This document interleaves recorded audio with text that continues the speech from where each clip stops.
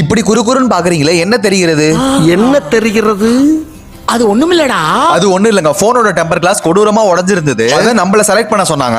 இங்கி Pinki பாங்கி father had a டாங்கி. நான் already சொன்ன மாதிரி மலேசியால OnePlus தான் என்னன்னே தெரியல. பட் இந்த மிஷின் இருந்ததுனால பண்ணி தரேன்னு சொன்னாங்க. அந்த கடையில உள்ள அண்ணன் இந்த டெம்பர் கிளாஸை பார்த்துட்டு இதெல்லாம் டெம்பர் கிளாஸான்னு கேட்டாரு. வெடிகுண்டா? இது வெறும் குண்டா? அந்த அளவுக்கு துப்பாத குறையா பார்த்ததுக்கு அப்புறம் நம்ம ஸ்டிக்கர் கட்டாயி வந்தது. பழைய கிளாஸ் போன்ல இருந்து எடுத்தப்போ போனை பார்த்து அவர் ரியாக்ஷனே மாறிடுச்சு. மோதிர கையில டேங்க்ல ஸ்கிராட்ச் பண்ணுங்கற. ஆமாங்க, இந்த அளவுக்கு தான் பாதுகாத்து வச்சிருந்தேன். இடையில ஒரு சம்பவத்தால இந்த அளவுக்கு மோசமா ஆயிடுச்சு. ஒரு வழியா ஸ்டிக்கரை பெர்ஃபெக்ட்டா ஒட்டிட்டாங்க. இதுக்கப்புறம் போன்ல ஒரு சுண்டு விரல் கூட படக்கூடாது. அதுக்கப்புறமும் ஏதோ செட் ஆகலன்னு சொல்லி திருப்பி ஓட்டினாங்க. பட் பக்காவா ஃபினிஷ் பண்ணி கையில கொடுத்துட்டாங்க. நம்ம ரொம்ப நேரமா வீடியோ எடுத்ததை பார்த்துட்டு யூடியூப் சேனலான்னு கேட்டாரு. பட் அவரே நம்ம சேனலோட நேம் எல்லாம் கேட்டு சப்ஸ்கிரைப் பண்ணாரு. பட் பாக்குற உங்களுக்கு நானே அவரை வாண்டடா கூப்பிட்டு வலுக்கட்டாயமா ஒரு டோக்கன் போட்ட மாதிரி தெரியும். வணக்கம் தம்பி, நம்ம பைக்குக்கு ஒரு 100 ரூபா கொடுத்து டோக்கன் வாங்கிக்க.